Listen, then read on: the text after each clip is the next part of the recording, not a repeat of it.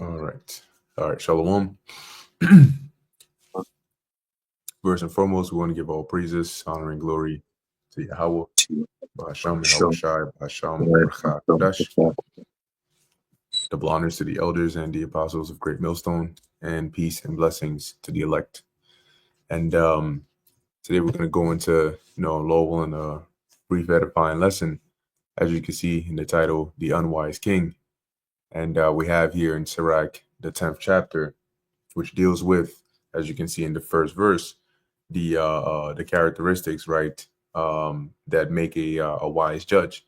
Okay, and it also highlights within this chapter some traits, okay, that lead to, or that portray that of an unwise king, all right, which we've seen different examples in the past, right, throughout the history of Israel, and we're seeing those examples here again today, okay, both of the right and of the left. And it's very important, that you take notice of these examples and that you learn from them, both the left of what not to do and the right of what you should strive to be like. Because at the end of the day, as we were discussing earlier, being in this truth and this ministry, the Lord is looking at more than just how many videos you do and how deep your breakdowns are.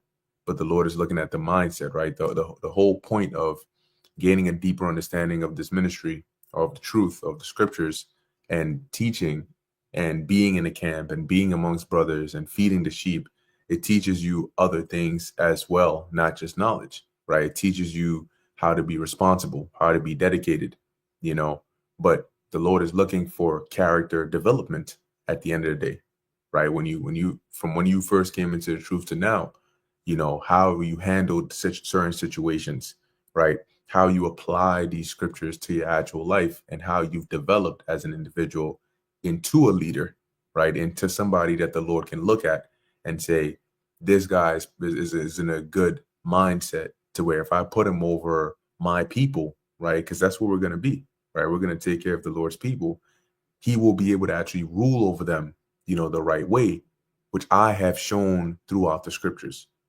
And that's something that should not be neglected in this ministry, because once again, like I said, it's more than just breaking down scriptures, right? Are you actually learning from the things that you're teaching? So you got it, Aharon, and then we can go into it. Yeah, Khan. Ultimately, like you said, uh, it's more about character building, right? And ultimately, we read all the scriptures. We read the Proverbs, the Psalms, the Ecclesiasticus, and so on and so forth. But ultimately, it's about how you apply these things that you're reading, right? Because it's not written for nothing, right? Romans 15:4 says that everything written aforetime was written for our learning, right? That we, through patience and comfort of the scriptures, might have hope, right? So when you read these things, it should be able to be applied in today's day and age, because, like you said, there is no new thing under the sun, right? It's just a different time period, different age, different day, but the same spirits are coming back again and creating similar scenarios that we read about all the time in the scriptures, right? So when we read these things, we should be able to apply these things, right? So that way we're not setting ourselves up for failure. You don't want to put yourself, like you said, you got deep breakdowns doing all these different things, but the actual character building is not there, right? You're a vessel being used, but you're not cultivating the vessel to be able to be utilized in many different ways, right? So you get stuck, right? And when you become stuck, in other words, you're stagnant, right? There is no growth. You're going to be like I forget what tree it was when your house was passing by and there was no fruit on it. Was it a fig tree? And there was I no believe fruit it on was. it. Hey, Shalom Zakwan, Yahbashim Shabrakata. Yeah, Bashem Yashabak Shalom. Y'all can hear me? Yeah, Khan. God. All right. Yep. So you don't want to be like stagnant, because then you're gonna be like Yahushua's tree that he cursed, right? Because when he pulled up over there was no fruit on it. You know what I'm saying? So you always constantly want to be, well rounded in a way, right? It's not just about, being able to do videos and sit downs and breakdowns and so on and so forth, but also just the way you walk in this faith. Sometimes you might not even have to teach anyone anything, but just based on how you move, you're gonna be able to help somebody's character as well, right? How you move, how you think, how you operate. Brothers look at that and be like, yo, you know what? That I want to pick up on some of that. That's gonna make me better. Shit. If I get better, the next brother gets better, the whole church gets better, the whole ministry gets better. So we're trying to set ourselves as the best examples there is, Number one, to be pleasing unto Yahweh and Yahushai, and also unto ourselves, right? Because when you do the right thing, you feel good about it, and that's just what we're gonna get into today. You got it, bro. God, beautiful point, beautiful point. All right, so we're gonna go through Sirach 10 and definitely, whatever points come up, whatever precepts come up, interject, we go through it, right? So this is yeah. My bad. I had a quick precept if I just wanted to get it real quick. Based off of what Haram was saying. This is 1 Corinthians chapter 11, verse 1. Paul says this, be followers of me, even as I am also of Hamashiach. So, as the brother was saying, we're supposed to be examples, even as Peter said, right? We're supposed to be examples unto the flock, right? Not as, lords over them, but, being good shepherds as Yahweh Shai is. So, even when Yahweh Shai was on the scene, although he was our Lord, he became a servant, for us. So that's how, we're supposed to be. A true king, is a servant unto the people. He looks out for the people first, not the other way around, right? And here in Babylon the Great, Esau did it the complete opposite way, right? The rich people, they benefit from the society the most, while everybody else on bottom, especially Jake, nobody looks out for the poor of the people. But we, even in our laws, we have a system, a true welfare system that benefits the whole nation of people. And when you're like that, the actual nation of people, they love the king even more. They'll be willing to be underneath that type of ruler, because ever since the beginning of time, you always had people in the top, people on the bottom, but it's just the way that the people rule that are on top that determines the success of a nation, right? And through the examples that Yahweh Shai shows us, is the way that you're just truly supposed to serve the nation or be a king, is to serve the people. So how we always talk about how shepherds really are servants into the sheep. But that's it. Just want to touch on that. Gone. Beautiful point. Beautiful point. So land backing off of that, this is Ecclesiasticus chapter 10, verse 1. And it reads, a wise judge will instruct his people, and the government of a prudent man is well ordered. And similar to what we just read here about, actually, let me read verse 2 and we can condense that. It says here, as the judge of the people is himself, so are his officers, and what manner of man the ruler of the city is, such are all they that dwell therein. And so, the point being made here, right? A wise judge will instruct his people, and the government of a prudent man is well ordered, right? And as we've gone into like the word government, right, being broken down into like governing the mind. So and that's why the next verse talks about why or how the city or the people are likened unto the ruler. All right, because the ruler implements, ways, rules, laws, statutes, commandments, right, in order to set forth a certain way of living, right, and that's why certain lands, you have the law of the land, right. When you go to certain different countries, there are certain things they consider to be criminal acts that may not be the same in a different country, right, and that's set forth based on how they want to instruct the minds of their actual citizens. Because when you raise up a child, you'll say, hey, don't steal, don't go and do X, Y, and Z, because then this is a penalty for it. So you know that it's a bad thing to do, right? But that's why it says here, as the judge of the people is himself, so are his officers. And keeping in mind that the Heavenly Father is looking to entrust us, right, with the care of his people for all eternity, right? He's looking to appoint you as a king. So ask yourself this: if the Lord was to ask you, why should I make you king? Like, you go to a job interview, they're like, why should we hire you? Right? The Lord is like, why should I hire you to be a king over my people? Do you have the traits to show that forth? Because what you are like is what your kingdom is going to be like, is what the people that are under you is going to be like. So if you're somebody that only looks out for yourself, you don't put others first, you don't consider it, whether it's even in the camp or, whatever the case may be, the Lord looks at that and says, That's why he said, like, I gave you control over X, Y, and Z. 3 brothers, 2 brothers, 1 brother, just even yourself. You couldn't take care of yourself, and you couldn't take care of those that were next to you. And you want me to put you over the 12 tribes, right? Which I care dearly for, that I send my son to go and die on the cross for. Why would I do that? When you look at why the Lord made David king, he said that he looked at his heart.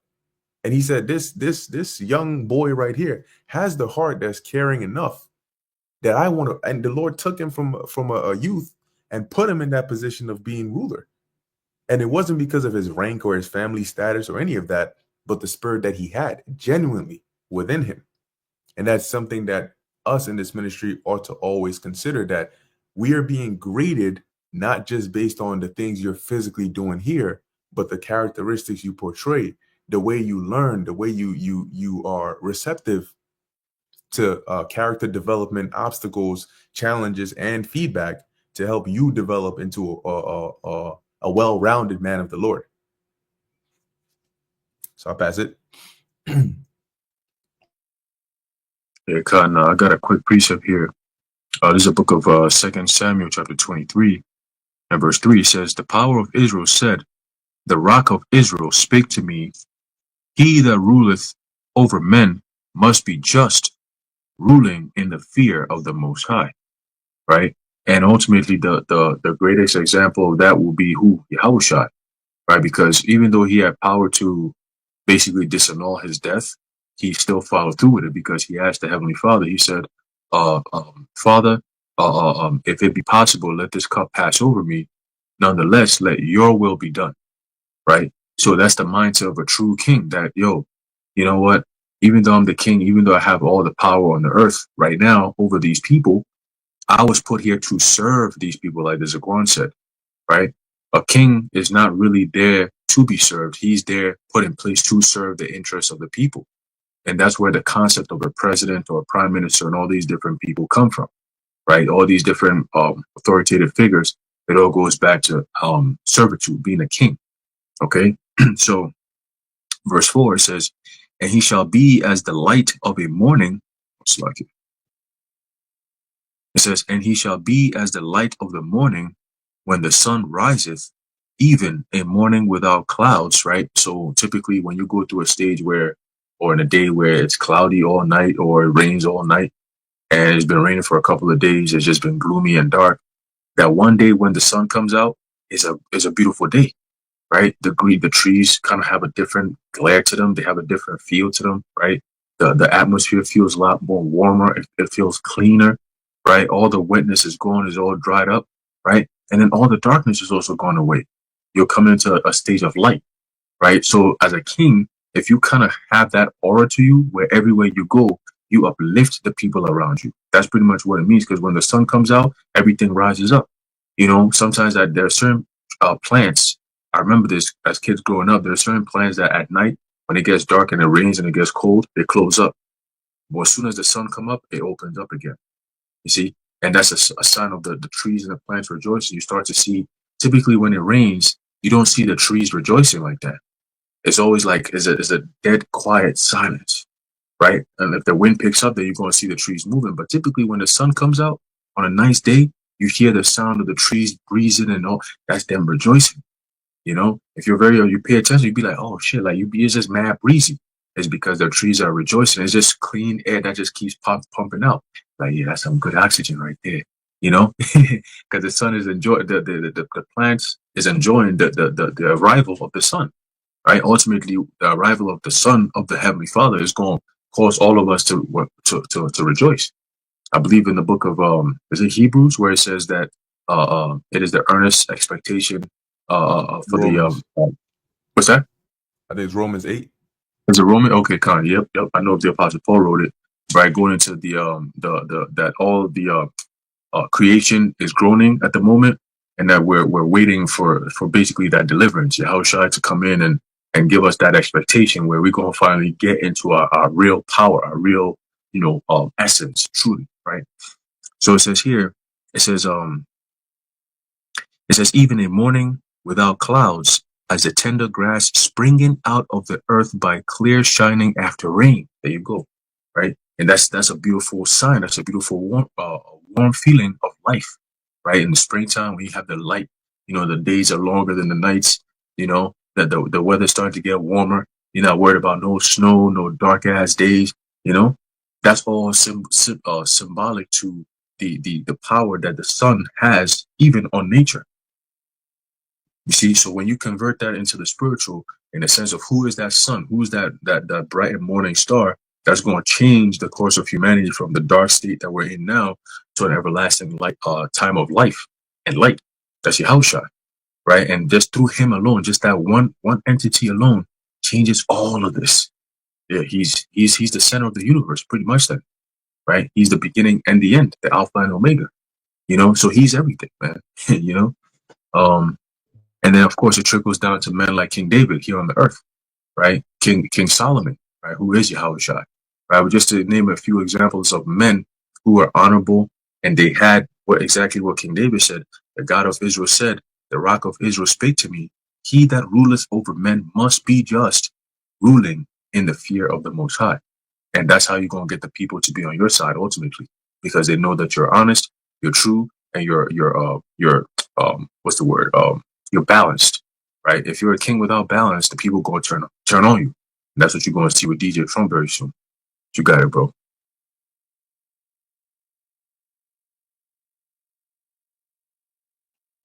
Oh, okay, okay. Thought you had something. All right. So continuing here, in Sirach 10, verse 3, it says, an unwise king, right? The unwise king destroyeth his people, but through the prudence of them which are in authority, the city shall be inhabited, right? And so, just as we were just talking about the balance, right? The wise king instructs his people and puts measures in place to ensure. Hey, one prime example is King David.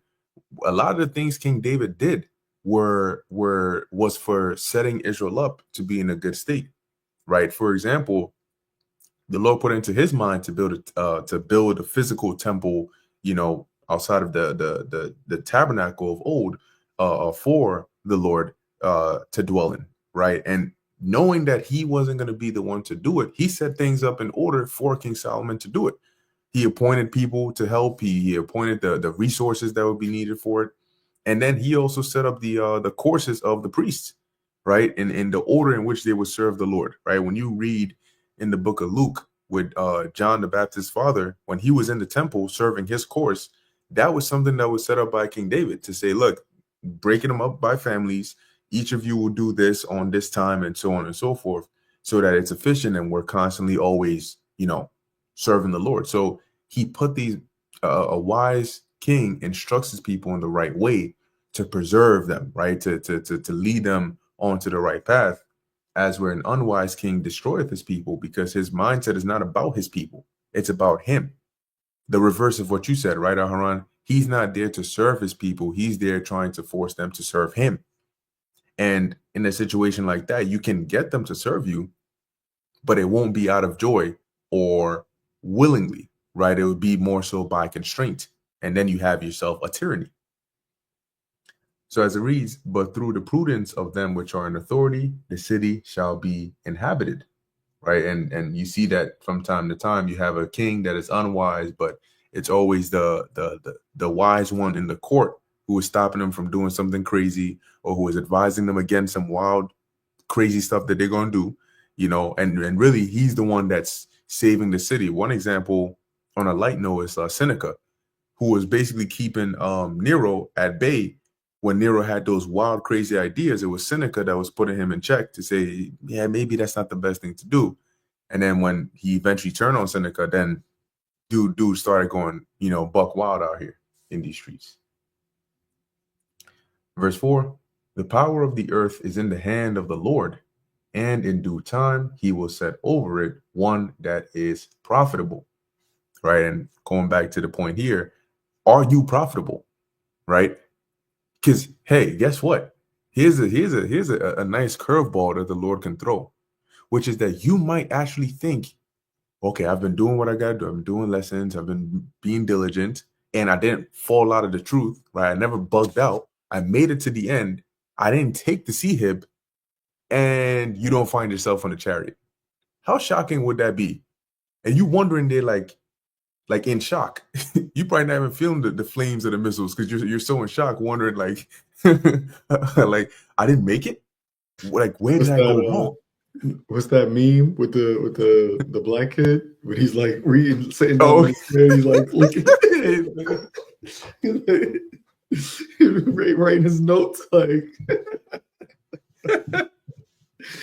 As Jake going over his notes and then that he's had in the truth, like, yeah, just like that, and that's the scary part about it, because you may seem profitable to yourself, but it's not your standards that are being used to judge you. It's the standards of the Lord.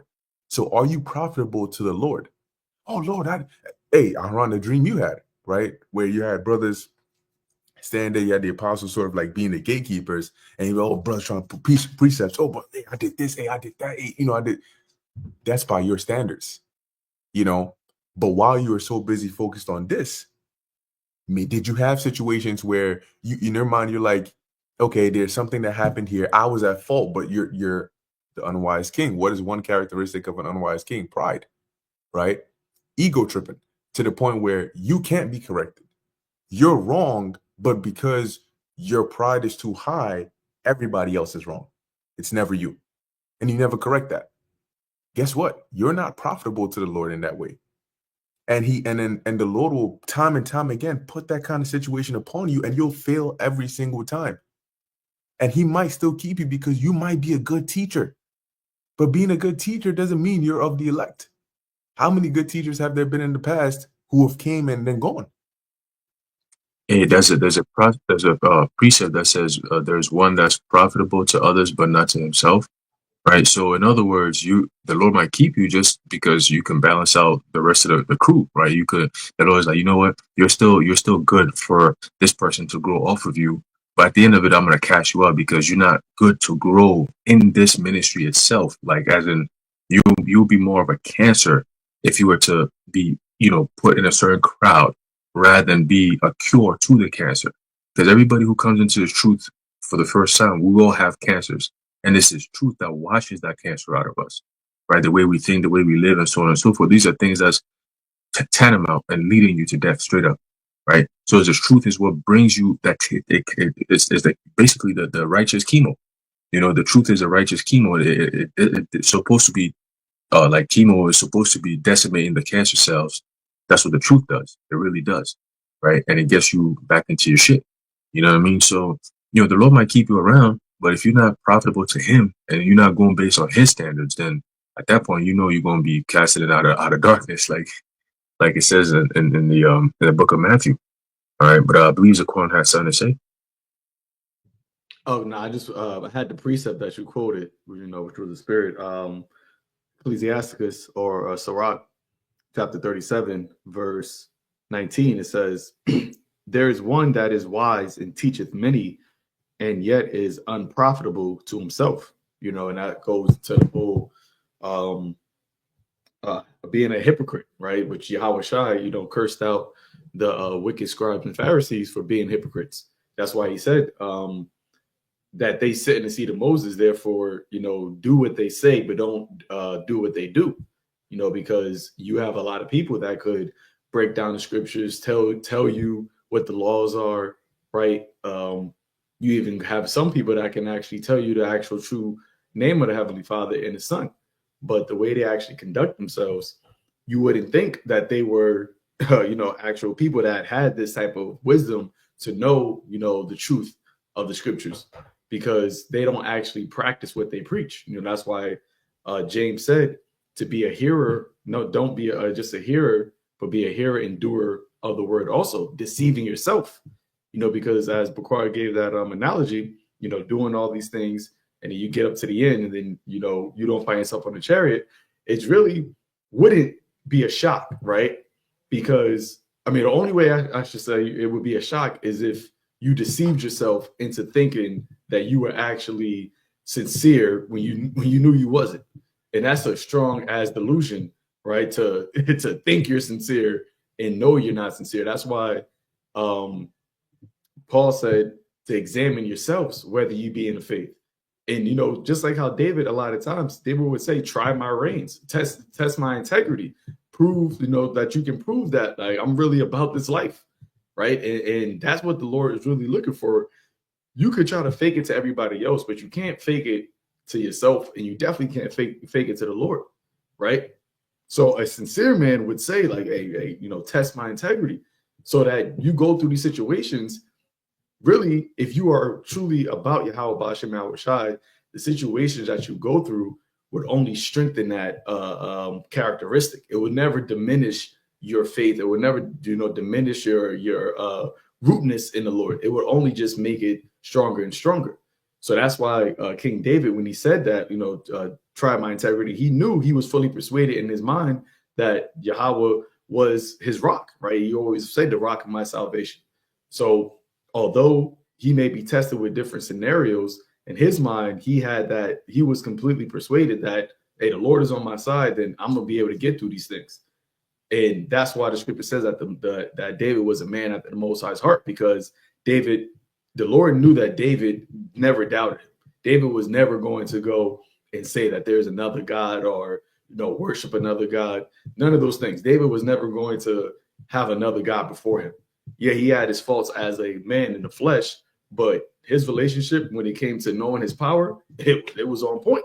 And that's why the Lord said, you know, I'm going to have your name carry my legacy, because through you, my son, Yahweh's son, right, he's going to, you know, set up the perfect kingdom, right? And that's that one that will be profitable in due time, you know, because you have a lot of people that say they don't believe in God because of how bad shit is now in the world. If there was a God, then why you got poor people? If there was a God, then why do you have murders and all these things happening, right? That would seem, you know, unjust and unfair. Why would God, you know, let these unjust and unfair things happen? Well, what you don't understand is the Lord really is having this all happen in the heathen's kingdom, right? In the kingdom of God, in the kingdom of heaven, these things aren't going to be commonplace. So when you, and that's how you're going to know there's a God, because he's going to set up one that is profitable, that's going to be the image of God on earth. And this is how, and Yahweh Shai is going to have the power to implement how a true God would want things to look like on earth. So you're not going to see wars. You're not going to see murders happening. You're not going to see just theft and all these crazy crimes going on, right? You're not going to have them on the news, nightly news, and you're just going to go down the list of just evil shit that's just been going on throughout the day. And that's just a damn, oh man, that's crazy. Oh man, you can't go to New York and you got to wash your subway. Like, damn, this is hell. This is a hell life. Like, you just, all these shit's happening. So yeah, in due time, the Lord is going to set over it one that is profitable, and the world is going to know that there's a true God because of the peace that's going to be on the earth. That's why Yahweh Shai is called the Prince of Peace. And the Lord's city is called what? Yerushalayim, which is teachers of peace. And that's what we're ultimately, you know, teaching. You know, but you got it. Khan, very, very well said. And when you said that, it made me think about how, when you said this is hell, I remember, like, you know, when I was younger, you would hear like the Christian fables about hell being a place where, you know, particularly, you know, I heard somewhere it was like, it's not just that you would be burning in fire, but there were other unpleasant and torturous things that you would have to suffer while you're basically in this area burning, right? Like things that are just like scary and uncomfortable to deal with, and you're just stuck in that. And thinking about it now, you know, it's like an over exaggeration of the life here in Babylon. You know, that if you were to take this and turn it into like a cartoon exaggeration, that's where you would get hell from. It's like somebody's imagination depicting how they feel about this actual place. You know, like when you're having to turn on the news and see all these crimes, and like basically we're suffering daily. And what we do is the things we do every day are just means to cope with that. You know, and we know that that's the case because when you find yourself not being distracted, you get mad, you get bored, you feel like, yo, this place really sucks, right? If you go to like even on vacation to a very beautiful area, as much as you're happy and joyous there, there's also a counter in that very moment, which is like, man, this shit is whack, in the sense that, yo, this is so beautiful. And then you think about the kingdom, and then you think about, you remember that you're in hell and you got to come back to this place. They calling you, them demons are like, yo, come back here. We need to torture you a bit more. So that's like that personification. And they did the same thing with heaven. Because when you think about the kingdom is not this mystical area that so-called Christians depict, where you're sitting under a tree, drink, and actual rivers of milk and honey are there. So they did it on both fronts, both hell and heaven. They over-exaggerated it. But in reality, these are tangible, real life things, that really start with a condition, right? But that's just something that came to mind when you said that this is hell, because technically, yeah, we're in hell. And it's not fun. All right. I just wanted to add, just just real quick, and even when, like, you mentioned going to, like, on vacations and being visually in a nice place, you get to the point where you're like, damn, this is a nice relaxation, peace that I'm having. But then you realize you're still in the flesh, so you're never going to be able to experience this all day, every day for the rest of your life.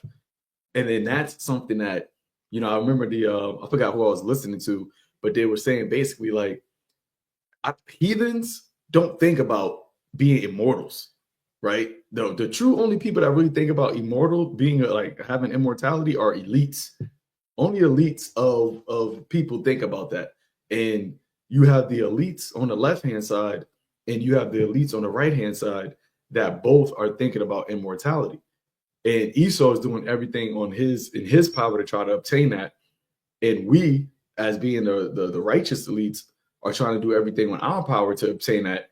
And that comes through being righteous, right? As it says in Wisdom of Solomon, the first chapter, that righteousness is immortality. So that's even a part of the hell that we have to experience, is that we have to suffer death. That's hell, having to suffer death. And that's why Yahweh Shai, when he rose up, he said, what? I am he that was alive and was dead, and behold, I'm alive forevermore, and I have the keys to death and hell, right? He defeated the last part of the experience, the whack experience of, existence, the death part. So he's above that part now, so just wanted to throw that in there. Yeah, Khan, I got a quick precept to back you up, Zaquan. Also, the point that Bakar made in regards to pretty much America's life being hell, really, right? It's the book of Job, chapter 10, verse 21. It says, before I go whence I shall not return, even to the land of darkness and the shadow of death. A land of darkness as darkness itself, and of the shadow of death, without any order, and where the light is as darkness, right? So, of course, Job is talking about the grave, right? Because that's where you go and you don't return, right? But also, thinking of it in a spiritual sense, right? Psalms 23, King David talked about the valley of the shadow of death, right? That valley is talking about America. That shadow of death is talking about America, right? Everything about, when you think of a shadow of death, right? Wherever death goes, it casts a shadow, and that's America. America does nothing but push everything that pertains to death, right? The Rockefellers, prior to John D. Rockefeller changing the whole medical industry and the medical system, 90% of the diseases that people are suffering here in America didn't exist, right? Yeah, 90%. We're not going to go into that, no medical misinformation. Now we don't hear that, but but that's what America is, right? They push all these different things that promotes death. The mindset of the people, the food, the atmosphere. Nowadays you go outside, you don't actually see real clouds anymore. You see streaks of this white thing that's in the skies, all chemtrails, right? And then it comes down, it falls on the people. People get sick. A couple of months ago, you had this whole fog thing, which we got sick off of that shit.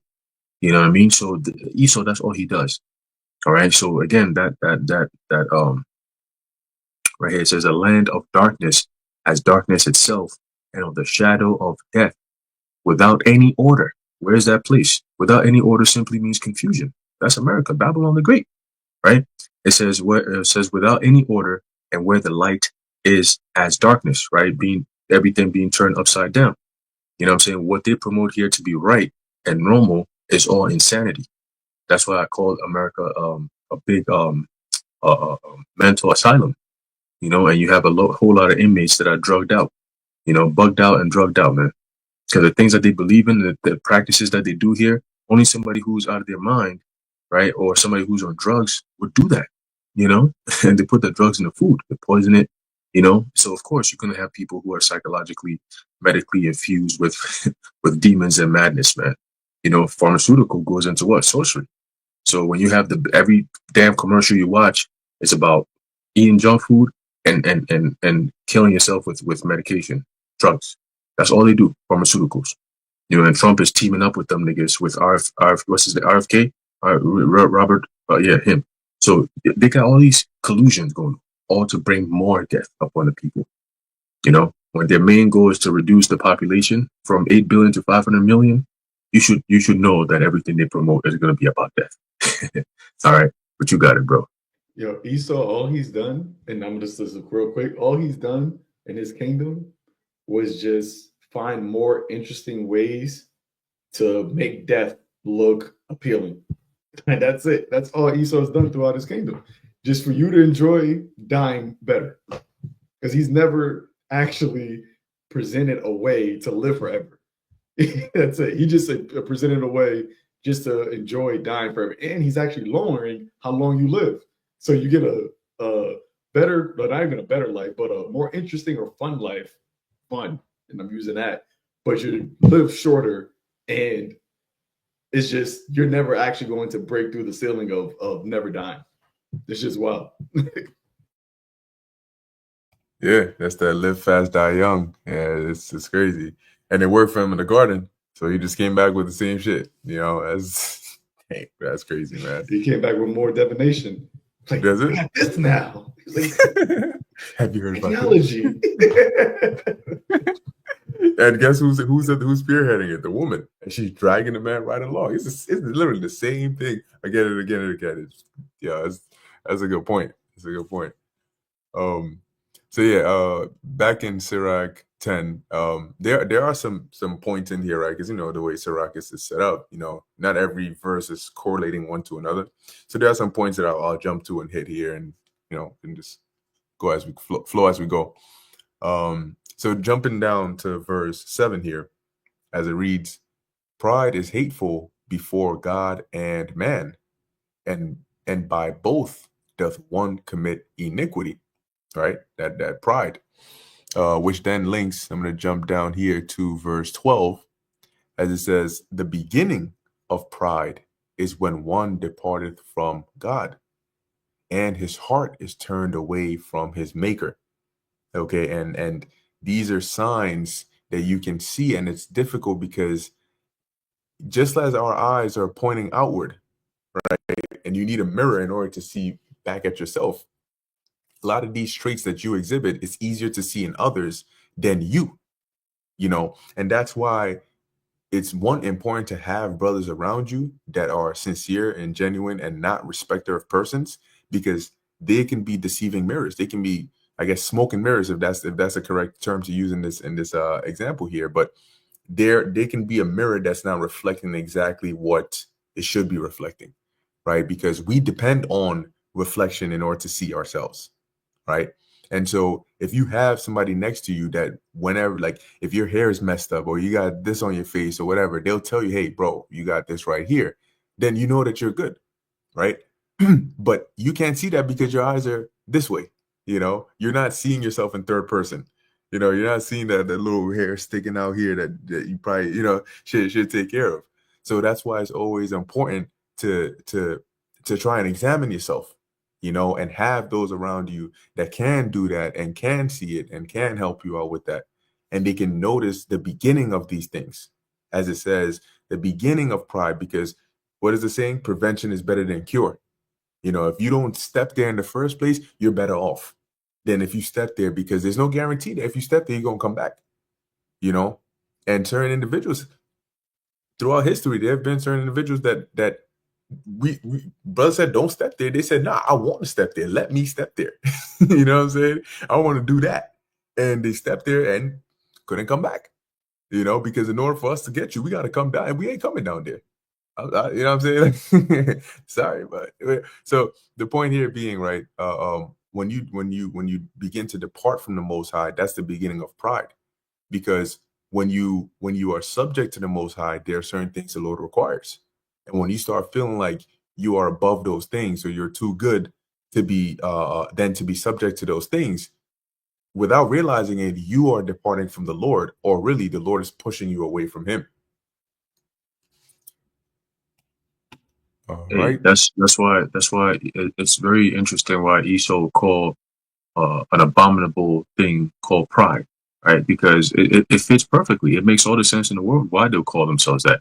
And you can tell it's not a man who gave them that name or that title. It's demons that did that, right? Because it says the beginning of pride is when one departed from the Most High, and his heart is turned away from his Maker.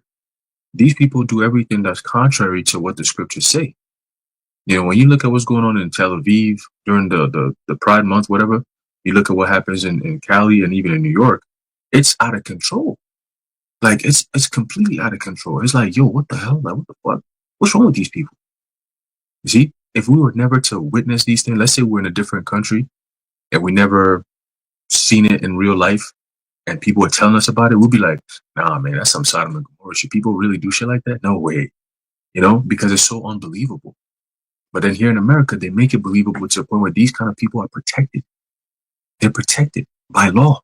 You can't speak against it. If you do, you're a hater and you need to be looked at. You can't be allowed, oh, you're not all inclusive. This is crazy. This is what they do. So when we stand here, we see these things, we know right away, oh, these people are not for the Most High. That means the Most High is not for them. He's going to destroy them. See, that's why he sent us out here to give that warning.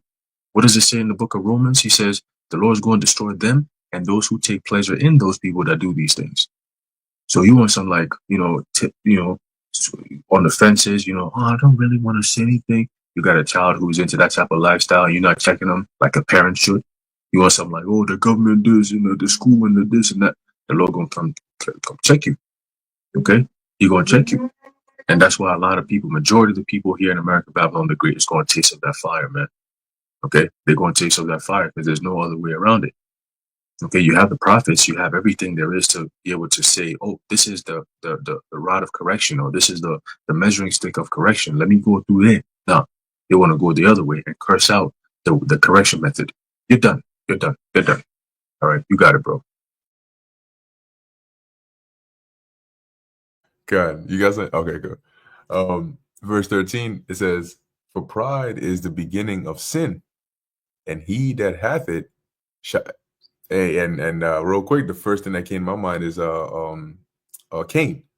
Because what caused Cain to slay Abel? First off, Cain brought a sacrifice that wasn't worthy, and he knew what he had to do, and he knew that Abel was the tender the care of sheep, right? So why not just ask your brother for a lamb? Why not just ask him for something? And in that case, you can imagine, right, in a situation of like what I look like going to him to ask him for this. I'm gonna just give what I got, and you gave what you got, and you got something you didn't want, and then here you go. It led you on to X, Y, and Z, right? But as it says, and he that hath it shall pour out abomination. Not that they're gonna place abominations, or they're gonna pour out abomination. Everything that comes out of them is gonna be abominable. And therefore the Lord brought upon them strange calamities and overthrew them utterly, right? Because we know how the Most High feels about abominations. The Lord hath cast down the thrones of proud princes and set up the meek in their stead. The Lord hath plucked up the roots of the proud nations and planted the lowly in their place. The Lord overthrew countries of the heathen and destroyed them to the foundations of the earth. He took some of them away and destroyed them, and hath made their memorial to cease from the earth. Pride was not made for men, nor furious anger for them that are born of a woman. And yet we see that inhabited today. You got his I just wanted to I just want to say where it says that the Lord overthrew, where was it? 16. If 16, if the Lord overthrew countries of the heathen and destroyed them from the foundation, and where it says that he took some of them away and destroyed them and have made their memorial to cease from the earth. So you may have had, different heathens that may have like ruled certain cities, right? Or like even the cities, and when you go into the book of Joshua, these other nations that we went and unconquered, there's no real memorial, for them. You don't have any artifacts and, this was this king and none of those things. But you still have the actual, those nations of people are still on the earth. But when it comes to Esau, the way that he ruled was so unwise and so wicked that the Lord is not going to only destroy his kingdom off of the earth, he's going to destroy him. Like, he's not going to have a memorial as a nation, as a man on the earth. And it's because of the pride that he exuded in the way that he ruled, through death and wickedness, that the Lord's going to completely take him as a people off of the earth. So that goes to show you the actual hate that the Lord has for Esau, Edom, and it's very justified when you look at the ways of the world. I just want to throw that. Khan is a very good point, because if you look at it, Esau is like an anomaly, right? Because usually you would have Jacob was of the same stock spiritually, right, of Isaac and Abraham. Esau was the outlier. He was different. And it's ironic that he came from the same line, but he was a completely different nation, So the Lord had a starting point for him, to play that role, and it's going to have an ending point for him, to play that role as well. And then boom, he's done.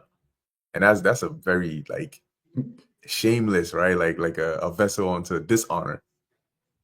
In a movie, I forgot it was a mini series, well, basically this woman, she was able to jump timelines or something to that effect.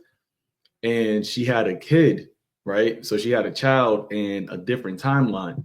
And in that timeline, that child, she wasn't supposed to have a child, something to this effect. And I'm kind of butchering, but she wasn't supposed to have a child in that timeline. So that child would always just he couldn't stay in that timeline because he wasn't really supposed to be there. So he always would just move and shift and go to different timelines all over the place. She was only able to go back and forth to 2 timelines, but he was jumping everywhere and was causing problems. And he was like, I figured out what's wrong with me. And then she was like, what are you talking about? And he was like, I'm not supposed to exist. I'm an anomaly. And when you think about what you just said about Esau, where you have a child, right? It's like a apple, right? An apple seed just passing down apple seeds and making apple trees, and all of a sudden a fruit pops up that's an orange on that tree. It's like, yo, what? Like, you're not supposed to exist. Like, you're an anomaly. And that's what Esau is. Like, his actual seed line, you would actually cut that off from the tree and wouldn't plant that, because this isn't an apple. So why would I plant this tree again? It's kind of like albinos in nature, right? They don't get to mate with other creatures naturally because they're looked at as an anomaly, right? And they get usually they get casted off from being able to mate with their kind. And it's funny because in the new Simba Lion King movie, the antagonists were a group of albino lions. Was that the where he had a daughter, the second one, or is it the newer one? The newest one, Mufasa. It's called Mufasa, the Lion King. Yeah, it just came out. That's pretty good. It's really good. I'm gonna check it out. Yeah, yeah. That's another way I'll put to your list. Yeah, that's it. That's it. God. All right. So jumping back to Sirach 10 and verse 19, it says, "They that fear the Lord are a sure seed, and they that love him an honorable plant. They that regard not the law are a dishonorable seed. They that transgress the commandments are a deceivable seed." And ultimately, this is why the Lord, is going to treat, even Israelites that are Israelites, right, by nationality, he's going to treat them or give them the death of a heathen, right? You always say that, Tazwan, right? Like, you know, they're living a life of heathens, so they're going to die the death of heathens. And it's almost like this time the Lord just didn't even consider them as a part of the nation, you know, and he's just looking at those that as we read here, that love him, considering them to be an honorable seed, and therefore they, being the elect, are going to be planted, and the trees that come forth of them, which is where the mercy comes for the rest, is going to be through the trees, or the fruits, I should say, that come forth of the branches of the elect, that honorable seed, that sure seed that has been planted of the Lord. Just wanted to add something to that, and you just made mention about how the Lord is going to look at the wicked of Israelites as heathens. And when you actually look at what the Lord did in our history, he made all of Israel as heathens, right? And I got a quick precept. And it, well, he, you know, according to his story, all of Israel became as heathens, but obviously it was through our transgression, our disobedience. In the book of Jeremiah chapter 9, verse 26, it says, I start at 25. It says, behold, the days come, saith the Lord, that I will punish all them which are circumcised with the uncircumcised. And that's speaking about the physical, you know, circumcision, because Israel was the only nation at one point on the earth that only circumcised themselves. And we even go to other nations now. Really, a lot of these nations outside of America, they still don't, you know, practice circumcision like the heathen nations, like the Palestinians or the Pakistanians or the Indians. They don't really practice circumcision in their country, right? It says Egypt, verse 26, Judah, Edom, and children of Ammon and Moab, and all that are in the utmost corners that dwell in the wilderness, for all these nations are uncircumcised, and all the house of Israel are uncircumcised in the heart. And that's what Israel became uncircumcised in the heart, which to the Lord is even worse than being uncircumcised in the flesh, you know? So because you have Israelites that are and uncircumcised in the heart, the Lord looks at them as, you know, heathens on his side. And us that were in that mindset, we were uncircumcised in the heart at one point. The Lord had mercy upon us to take us out of that mindset before his judgment comes. And that's really was completely, you know, the mercy of the Lord. That's why the Lord said, I will have mercy on Jacob and yet still choose Israel, because the ones I'm going to deliver and redeem and take out of this mortal state and bring to the immortality are still the Israelites. And it starts with his son, Yahushua. But the rest of the wicked of Israel, they're going to die that death of a heathen, because these heathens, especially here in Babylon the Great, their wickedness has gone to the point, as it says in Jeremiah, that it reached the heavens. So now the Lord is at the point where he's about to come and show the world, because of Esau's pride, that there is a one true living God, and that's him through his son Yahushua. And this is who the earth was created for. And these people, which are my sons, right, and the sons of God from the beginning, I hallowed them to be exempt from this judgment, because they had faith on me in this captivity, in this age, even though they didn't have any direct connection to, you know, a legacy passed down through, you know, a remembrance of a family history. They had enough faith, starting with, because of their belief in my son, that they are my children and they follow my ways in this kingdom. So I'm going to deliver them from this wrath, you know. But the rest of Israel, they about to die that death of a heathen, of a heathen, excuse me. Khan, that's right. That's right. You guys have that, Haran? Yeah, real quick. That's why Ezra said to the Lord in Second Ezra, the 9th chapter, about let the multitude perish that were born in vain. Right? That's them 2/3 niggas who came back this time around. The Lord is looking at them like heathens, like Zaquan said. You know, so they're going to perish in vain. It says what? That they shall know it after death by pain.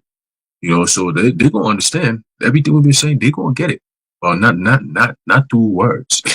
It's going to be through a different type of communication the Lord is going to do. You got it, bro. That's right.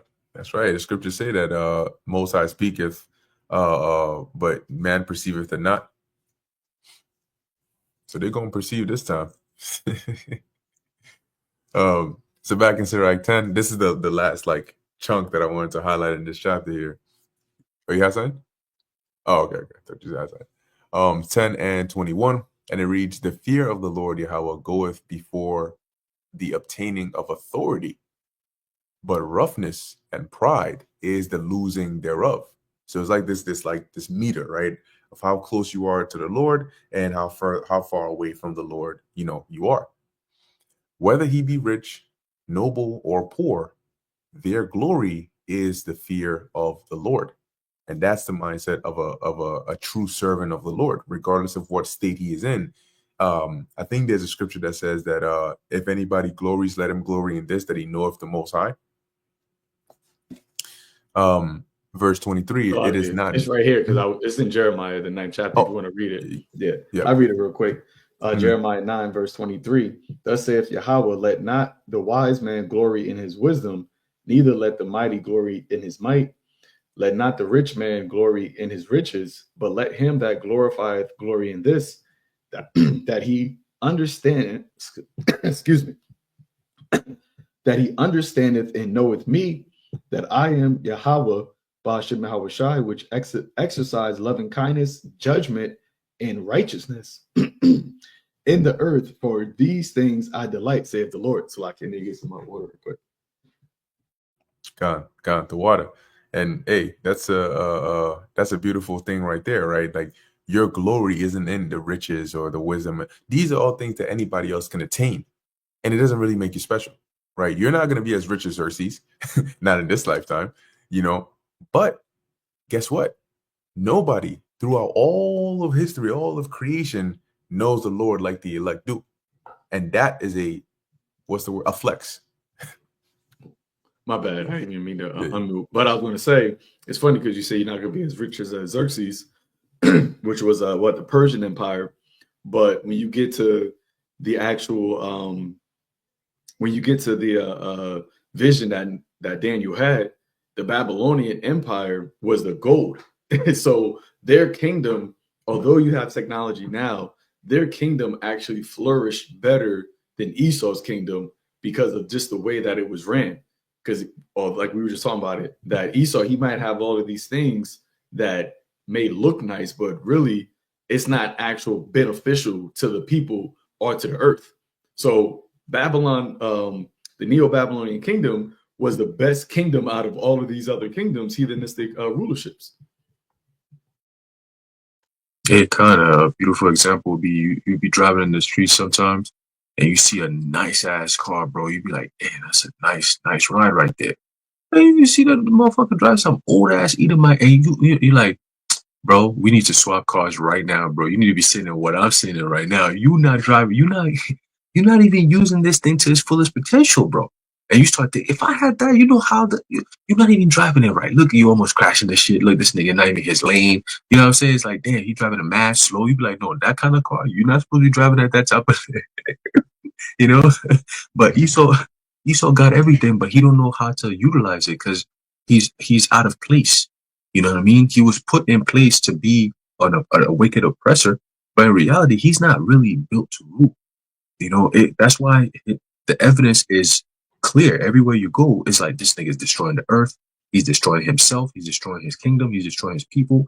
Like, yo, how do you even expect to push for something known as artificial immortality? Like, why? Why would you think that would be okay to all these other nations? Like you mentioned, Xerxes, they had riches, they had all these, but none of them was thinking about trying to live forever because they understood that there is one power up in the heavens as the God of the Hebrews, Yahweh Ba'ashem Yahweh Shai, right? And he's not going to allow nobody to just out of nowhere just be on some immortal shit if you're not of his people. See? But Esau knows these things and he tries to defy it. That's the problem. This nigga does not want to be a human being. He wants to be a transhuman. He wants to be a god on this earth. He wants to be everything that he was never created to be. That's why he's going to fail. He's going to fail miserably. It tells you that in the book of Job, the 20th chapter, man. And we're watching the failing happen now. We don't got to do anything. Have we physically gone to these elite mansions and fucking burn them shits down? Fucking put Molotov cocktails all over the place, crack them shits, the windows with eggs, beat up the Rothschilds? We have never done that. right? We've never stepped foot on a Rothschild mansion, right? But their whole entire system is deteriorating. Over the past couple of years, you've seen high-level Rothschilds being put to sleep. The Lord is the one who's doing it. It ain't no regular person going in there and just, taking them out. It's the Heavenly Father doing it. And that's a sign of their kingdom going down. When you have Evelyn and Jacob going out like that, within a couple of years between each other, that's a sign that their kingdom is going down. When the top of the elite family line is dying off like that, that's a sign of their kingdom going down. You see? And the Lord is just raising us up more and more and more. You know what I'm saying? So Kolo Yahabashi on shy for that, man. You got it, bro. You got it. You got something, Zaquan? No, I was just going to say, as with just while Haran was talking about Esau not being fit to rule, the Lord said that he set up the basis of man, to be in the kingdom. Now you got to really think about that. Like, what does that mean? And when you see the actual manifestation of Esau's rulership, then it's like, this is what it means to set up the basis of man. Because yeah, Esau may physically look different, but at the end of the day, he's still like a human, right? He's still, even though he has the pigmentation that is like not there, he still looks like a human, right?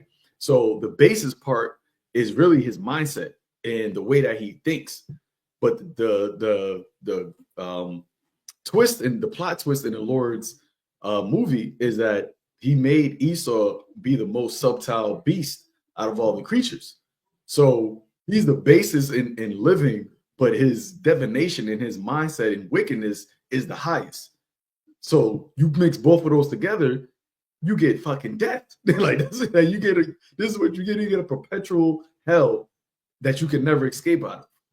If he was able to rule forever. That's a deadly combo, man. That's crazy. God.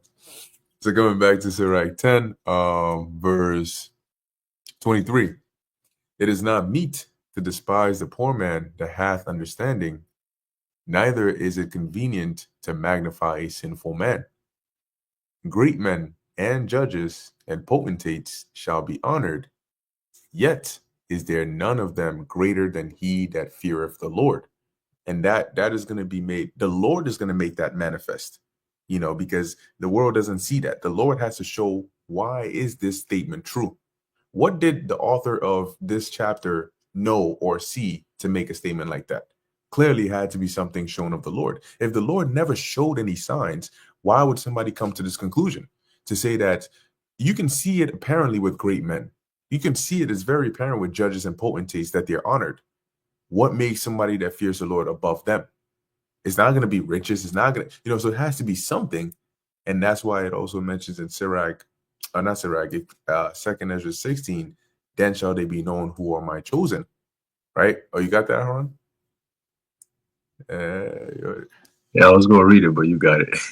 Tell you what, the last verse on here is going to be 25. So if anything, we can end it on that word, because it goes down into like not fearing, because the Lord is going to take care of. Yeah. So verse 25, unto the servant that is wise shall they that are free do service, and he that hath knowledge will not grudge when he is reformed. And that ultimately is what? Humility, which is like the water to the fire of pride, humility, right? And that is the ultimate character trait of a wise king. One that is humble, right, is one that's able to learn, to develop, to grow. And that's what the Lord is looking for. He wants somebody he can mold, and then you look, if you are a potter, right? A potter's not going to go get beach sand to try and make a vessel. It's just not going to work, right? Because you can't mold beach sand. You can try to build a sandcastle, but what happens when you kick that shit? It's gone. So a potter uses the specific kind of clay that is moldable, is made for that purpose, so he can build his vessels. Same thing. If you are beach sand, the Lord is not trying to mold you, and you may be a sandcastle, and you may think that you have been a building, but you're not a sure building, and you're temporary. Nobody builds a sandcastle thinking in their minds this is permanent. Everybody knows this is temporary, But when you have these vases and these things built by potters, why are they taking why do people take such a good care of it? Because they want to preserve it. You know, it's not a temporary thing. So you want to be that moldable clay that the Lord can use to make an honorable vessel, not the the beach sand. You know, that's old news. But yeah, you got it, bro.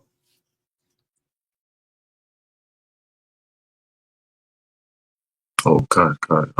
Yeah. So we're gonna end it off with Second Ezra 16 and 73, and then just read a little bit down with that. Okay. All right, it's the book of Second Ezra, chapter 16, verse 73. It says, "Then shall they be known who are my chosen, and they shall be tried as the gold in the fire." Right. So we're gonna come out pure. Right. The purest form of gold is when it's going through the whole fiery trials, so to speak. Right. It says, "Hear, O ye my beloved, saith the Lord Yahweh. Behold, days of trouble are at hand, but I will deliver you from the same." Right. So, and that's all done through what? Our faith in Yahweh Bashem and Yahushua, which is something that he's going to give only to his elect. All right. He says that the days of trouble are at hand. That means that we're pretty much in the time of Jacob's trouble, but it hasn't escalated yet to the point where you're going to see the things that we've been given examples about. Right. You're starting to see grocery stores starting to empty out a little bit more now. Right. And as the months get warmer and warmer, especially when March hits, you're going to start hearing more about the endemic talks and all that shit. That's also going to come back in the frame because it's part of the plan. Right. So if you paying attention to the plans that these devils have, understand that according to biblical prophecy, this is going to be a time like never before. Okay, they're that close to so-called establishing their so-called new world order. Okay, the movements that you're seeing in the Middle East. Okay, you're seeing in different parts of Africa, different parts of Asia, right? All these different things. All of a sudden, everything is moving in rapid form. That's Revelation 12 and 12. Okay, so we're definitely at the end of this thing, right? It says, so don't listen to what this guy Alizai said. Oh, you guys. So like I just wanted to add, and you just mentioning that we're at the point where Esau is about to, basically take that next major step into fulfillment of his mindset of trying to solidify his kingdom, the beast system. So that also means that the Lord is about to counteract that, right? Which you just mentioned about a time like never before. And when you read in the scriptures, we read about righteous men having spiritual power, doing supernatural things. And it's happened in different generations. It's not like it just only happened in this one particular moment. Like this was a legacy that has happened throughout a large portion of our history. So in this time right now, where we're at the have the least type of defense, we're the most vulnerable, and Esau is at his heightened, level of strength. We know that the Lord is going to have to do something, to counteract Esau for him to fulfill what he just said there, be not afraid, right? Well, I don't know if you got to that point yet, but he said, then shall my chosen be known, right? The Lord is about to make his chosen known. And when you read in the book of Hebrews, it talks about how that the Lord basically shows his signs through, shows basically who he's working with through signs and wonders, right? And that's what really, makes people understand, okay, this got to be a man in the Lord, because the things that he is doing that are clearly outside of the normal, outside of the, natural ability of a man, but he's doing this and he's saying that he's doing this in the name of his God, who is Yahweh, Yahushua, right? The Lord is going to make his name known again on the earth, as he said during the time of Pharaoh, that he raised up Pharaoh so that his name could be, made known. And he's going to do the same thing in this time, but even on a greater fashion. So that means that the power that the Lord is going to bestow upon his men is going to be at a heightened level that the world has never seen.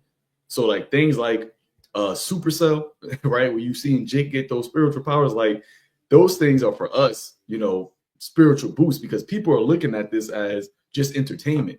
But we understand, like, no, this is the Lord, like, showing us, like, giving us a visual, right, that we're going to be doing these things, and these are going to be, actual real life events taking place. So it's very spiritual that these movies and TV shows are coming out on both sides, right? It's showing Esau's end, showing devastation, dystopic world, and then now you also have Jake getting into roles of having superpowers and doing things like that back in 50, 60, 70 years ago, you wouldn't be seeing that. It would be just Edomites doing that, right? But now you having Jake as the face of that of those things because that's the time that we're coming into, So I just wanted to throw that out.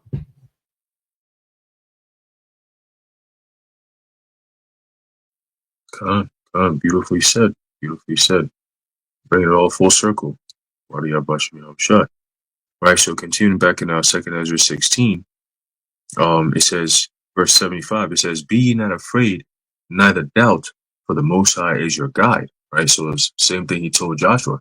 And why did he tell that to Joshua? It was to strengthen him before he took the children of Israel into war against the other nations, right? That were around the land that the Lord was going to give us, right? So it was more of a strengthening in the face of adversity and war. That's the same times we're about to enter into. You know what I'm saying? Being able to walk the straight line and make it to the end. You need to hear those kind of encouraging words, knowing that the Lord is with me. Okay, cool. He said, don't be afraid. There's a reason why I'm telling you not to be afraid, because a lot of shit you're going to see is going to make you afraid, but don't be afraid. Okay? Keep your faith in me. I will get you there. Don't be afraid. I'm with you. Don't worry about it. I'll guide you every step of the way.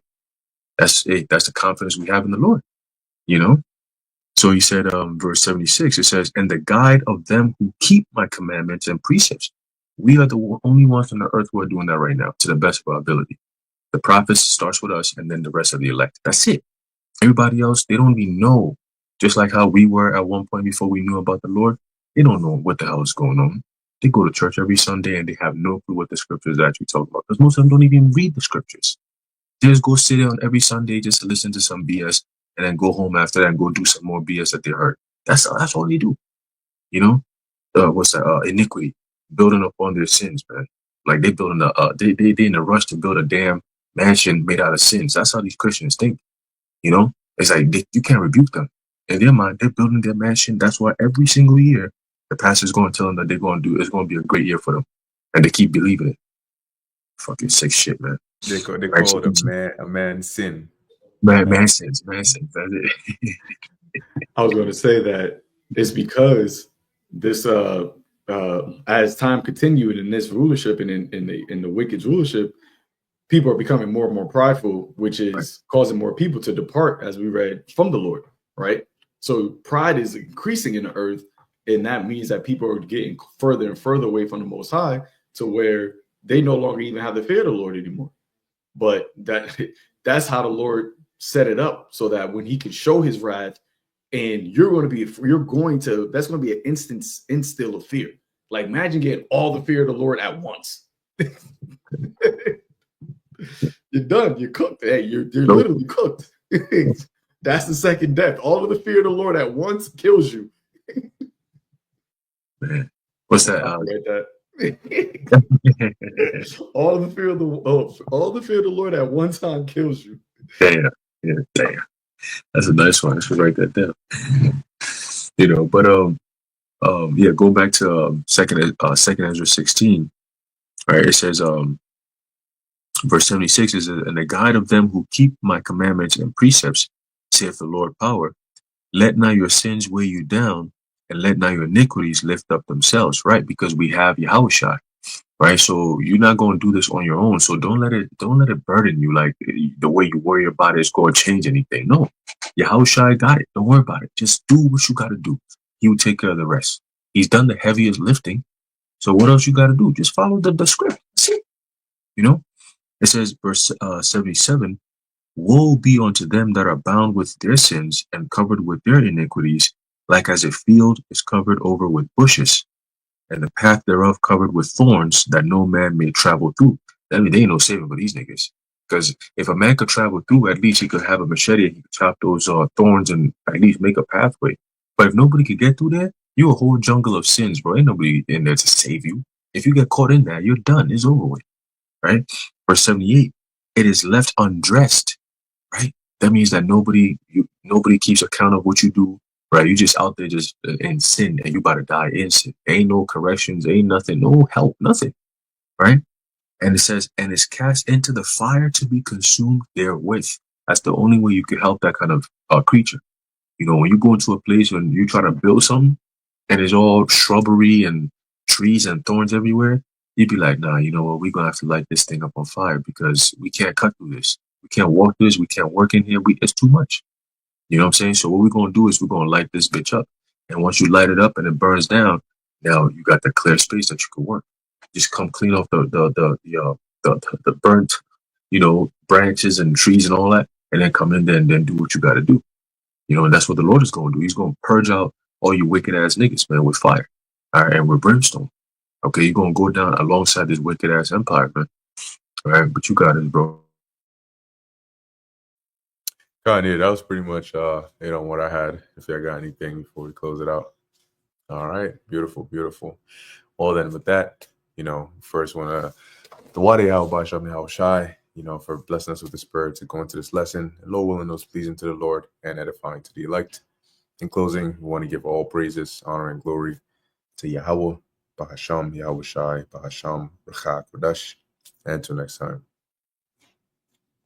Shalom. Shalom. Yahweh Shai Brakatam. Shalom, Malkin. Shalom, Zakwan, wa Akia, Yahweh Bashim, Yahweh Shai Brakatam, wa Yahweh Bashim, Yahweh Shai Brakatam to the elect that are watching. Shalom.